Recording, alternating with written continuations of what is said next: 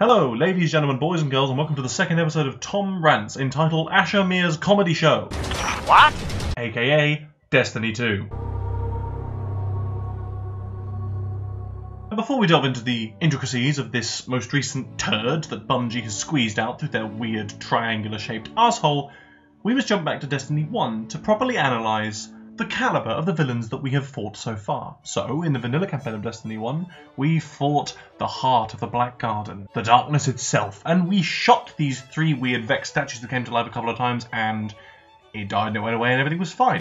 And then we went into the Vex's time reality warping sandbox and killed the boss there, Atheon, Time's Conflux, being made of pure time and possibility, and again we shot him a few times and he died. Not bad, pretty powerful weaponry if I'm totally honest. And then some weird three-eyed mascara dripping bitch turns up in the tower and tells us that a demigod who butt-fucked her a few times is coming back, and so we go and destroy some crystals and he goes away. But then we go to his house with his sword and beat him up with his own stuff.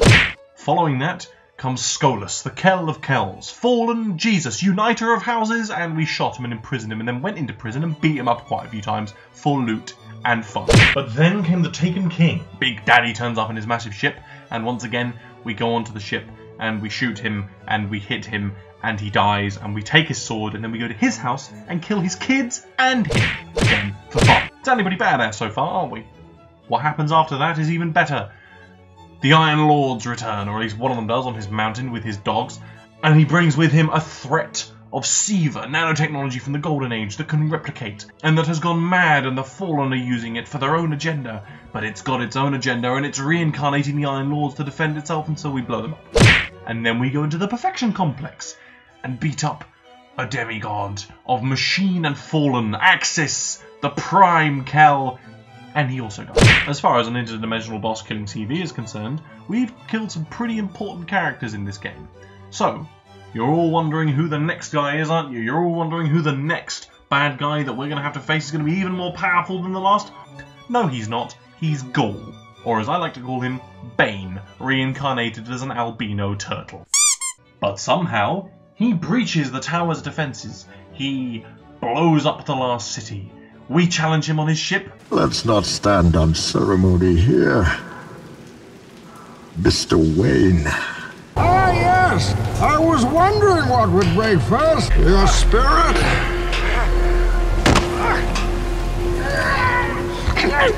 Oh, your buddy!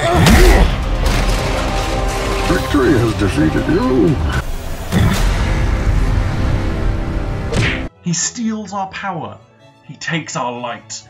And we are left powerless and limping around through one of possibly the worst missions I have ever played, where we're just slowly walking around looking for our Rubik's Cube. It was so long. And then we have a vision.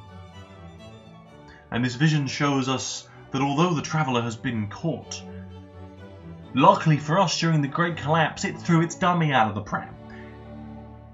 And that dummy is in the EDZ, the European Dead Zone. Sounds charming, doesn't it? And it's turning the whole place into a Halloween fuckfest corrupted forest from a Disney film.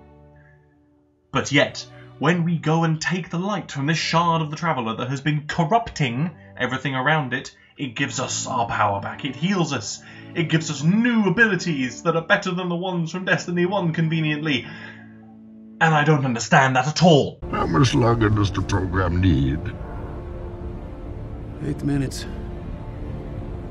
Time to go mobile.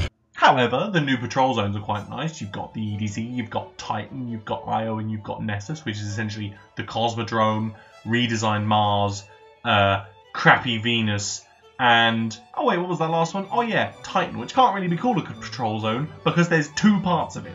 It's two floating platforms in this golden age city that looks strangely like a dock. Sticking on the patrol zones for a bit, patrols in Destiny 1 were made bearable by the fact that you had a sparrow to ride around on. Not in this game though, Guardians. You get to fucking walk everywhere. You have to stroll around all these places shooting and stuff until some weird mohawked awoken bitch in her somehow surviving shop decides to give you one from a shiny engram. Another problem I have with the patrol zones is you drag your knuckles around these places looking for loot crates and patrols and the occasional public event, which isn't that fucking public because it's just you versus an army of Cabal because no one else gives a fuck. unless that particular planet is in the prime time of that week, getting all these little tokens which you can then take back to these vendors.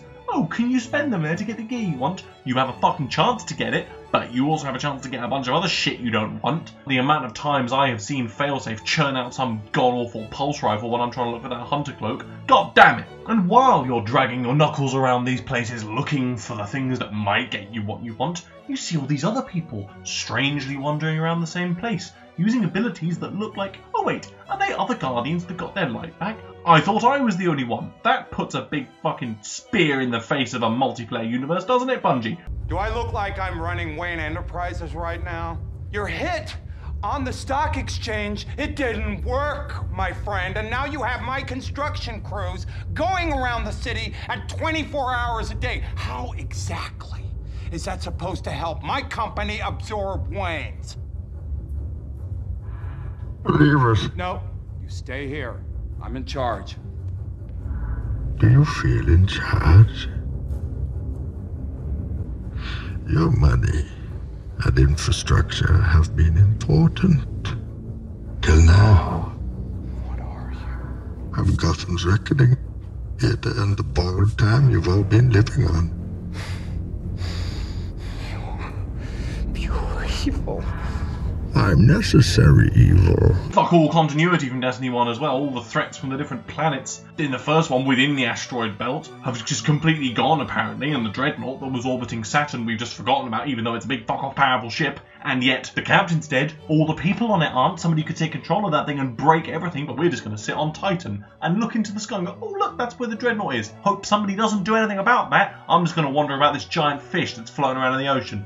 To be perfectly honest, I didn't mind Destiny. I've grounded out like most of the other people here, along with playing a couple of other games. However, as soon as I jump into Trials of the Nine, and I hear this clack, clack, clacking back noise, I think, well, shit. They didn't bring any of the fun exotics back from Destiny 1, didn't they? They didn't bring the Obsidian Mine, for example, where you noble one thing and get 1,000,000 Nova Bombs back. They didn't bring the gauntlets that give you landfall. They didn't even bring the last word, the first curse, any of these fun exotics. The Red Death. No, they brought back the Mida fuck you tool, and so everyone can use it. And then when told that it's too powerful and they shouldn't have done it, their response is this. Working as intended. Well, you know what, Bungie? To you I say this. Should have done a better job building it.